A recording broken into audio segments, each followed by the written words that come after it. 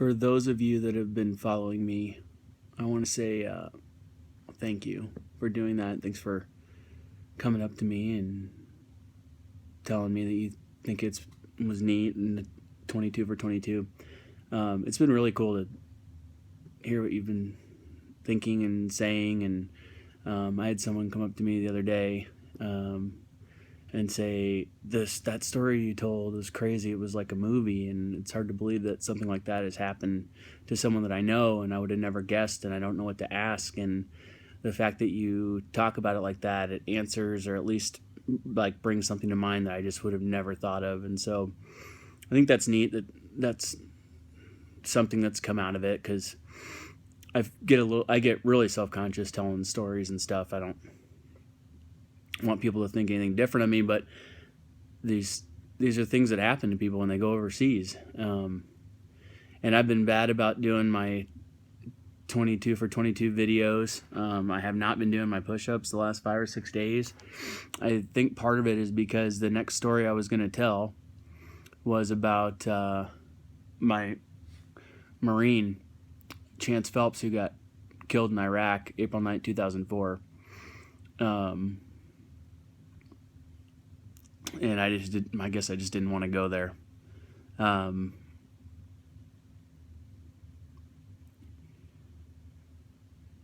don't know. I don't know if I'm ready to go there right now.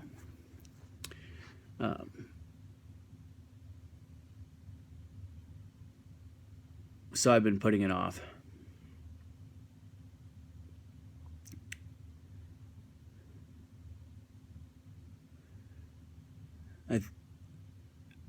I think there's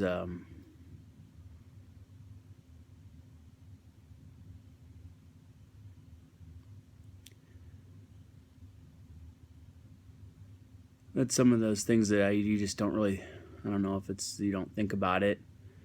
I think about them a lot.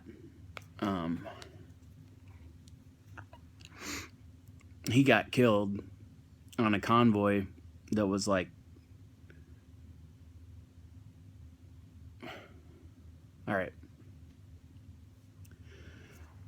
When I came back from Iraq in 2003, we were quickly going to go back, January 2004. And so we got what's called a boot drop, which means a bunch of people who come back from war. Some people are going to stay, some people get out or go to different units. So the unit gets, trimmed down way below what you could deploy at. And then you get a crop of new guys that come in and get ready to take over. And I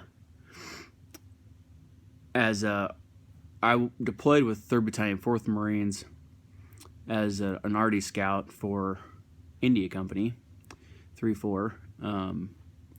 And so when I came back, I got reattached to my artillery unit. And that's 3rd Battalion, 11th Marines. And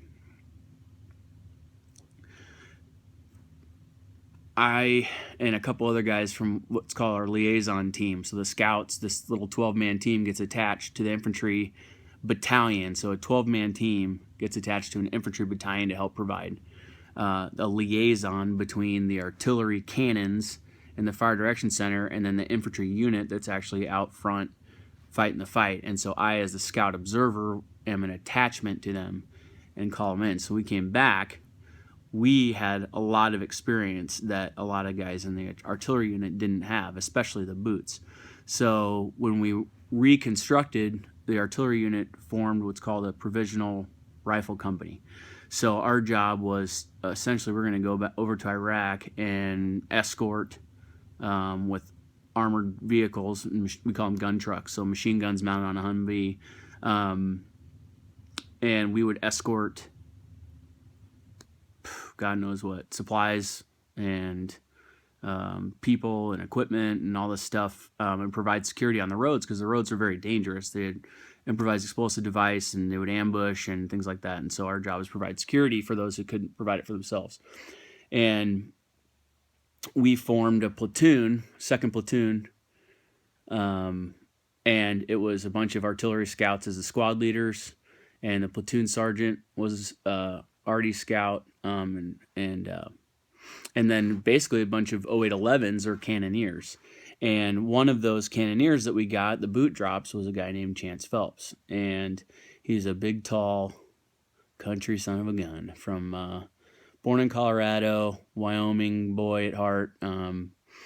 And I just love this guy. He was, the big, tall, square-jawed, man, sparkle in his eye, just a jokester, crawl under your skin in a heartbeat, knew exactly how to do it, but do it right on the line where it was borderline, like you should chew his ass, but it wasn't quite that disrespectful, so you just kind of had to give him a look and like, dude, he was great. And he was the glue that held the platoon together, for sure. And there's so many funny stories about him.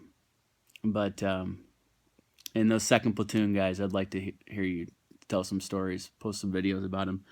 And when we deployed to Iraq, we ended up doing about 1 or 2 weeks worth of escorting fuel trucks back and forth from Ramadi to the Jordanian border and Baghdad and back. And then there was an option that, or a request that came in from 1st Marine Division, and they needed a platoon to come across the river to what was called Camp Blue Diamond and escort one of the Marine generals around the area of operation. So that would cover anywhere, up to Al Qaim, which is on the Syrian-Jordanian border, to Arutba and Jordan to the west, to Baghdad to the east, down to Mahmudiyah and what was called the Mixing Bowl, through the Fallujah Cloverleaf, and anywhere in between. So we were fortunate enough to get a shot at that job, and our platoon sergeant said, no matter what, we're not giving this up. So our 42-man platoon went over there, and we did anything from quick reaction force to when our base got mortared, we would go out and look for them. We would do foot patrols around our base, set up ambush sites on patrol. We would escort vehicles into Ramadi, battalion staff that would do exchange with the local government and set up security there. We would escort the general around. We would do logistic runs. I mean, at any given day, we had like 5 or 6 missions that we had. It was just like 24-hour operations. At some point, someone was always out. And I was a security forces chief. So as a young corporal in a leadership position, I had about 12 guys, and that consisted of 4 gun trucks, 4 to 5 gun trucks, and we would give the patrol brief and load everybody up and get where we needed to go. And while we were on the road, we were in charge. And so we rotated out. One guy had a day off every 42 days. And on this particular day, April 9th, Chance was supposed to have his day off. And otherwise, Chance was my gunner. You have the vehicle driver, you have the vehicle commander, which is actually in the passenger seat, and then you have the gunner, who sits on, at the time, it was a little strap that hangs down and an opening in the hood with a machine gun mounted on the top that was on a turret that they could rotate around. And although Chance definitely tried my patience when it came down to having a guy on a gun, on a machine gun watching your butt, I didn't want anybody else but Chance manning our vehicle. So on this particular day, Chance stayed back, and as it worked out, some guys had gone out. We went out on a different mission, and they came back, and then the general needed to go somewhere. So everybody loaded up, and they needed an extra gunner, and Chance said, "I'll go," and hopped on. And they went down to an area south of Baghdad, and one IED went off, and then another IED went off that was a secondary. They had mortars registered, so mortars started impacting around where this convoy was. One of the vehicles was disabled. I think 3 or 4 Marines ended up getting shot. One of the drivers got blinded, got shrapnel in his eyes. And there's great stories of heroism that if you look up Taking Chance there's a movie that HBO ended up making about bringing him home called Taking Chance. But if you go to just Google Chance Phelps Foundation, and you can read all about him and read his citation. He was awarded a Bronze Star posthumously, but basically he got shot right in the head in the middle of the ambush, and the Marines ended up being able to fight their way out of it, maneuvered on the enemy, killed him, and then loaded up and limped their way out of the kill zone and got back to base with flats on their vehicles, and it was just unbelievable. They had to call it an airstrike and blow up one of the vehicles that was disabled to make sure that none of the sensitive communications gear was damaged. And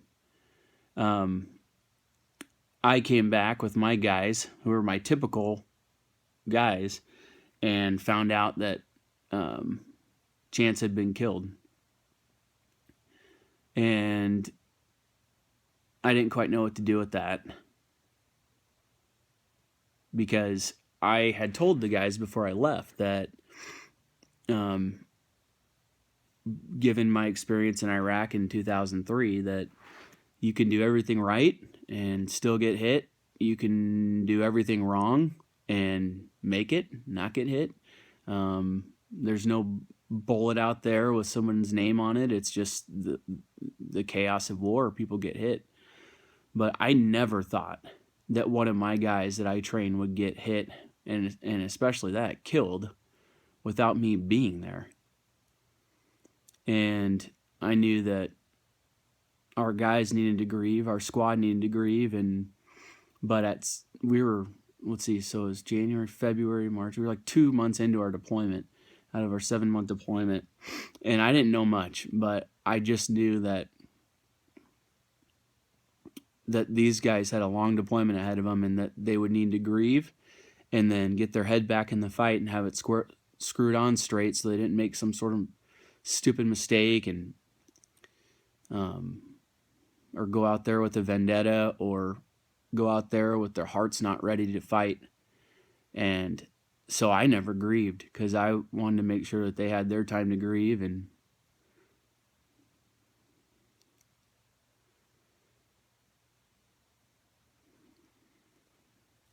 so I don't know what my guys thought of me, if they thought I didn't care or whatever. I remember inventorying his gear and packing it up and sending it off, and I never saw him again. So I don't know. I'll tell you more about that later, but that's what's been holding me up. Still didn't do it justice, but it's fair to you guys who have been listening and watching to know. And I don't know. I guess more later. I'll do my push-ups, and I will do 22 days of these. So they haven't been consecutive, but I will do my 22. I will get it done. Thanks, guys.